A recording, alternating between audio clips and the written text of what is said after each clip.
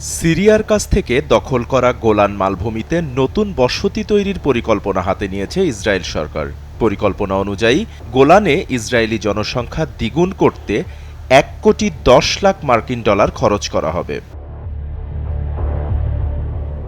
রোববার এক বিবৃতিতে ইসরায়েলের প্রধানমন্ত্রী বেনিয়ামিন নেতানিয়াহু বলেন, বাশার আল আসাদের পতনের পর সিরিয়া সীমান্তে একটি নতুন ফ্রন্ট তৈরি হয়েছে।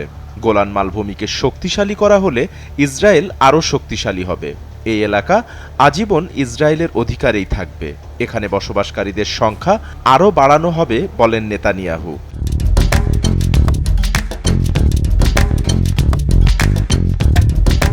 এদিকে সিরিয়ার বিদ্রোহীরা বলছে তারা কোনো সংঘর্ষ চায় না।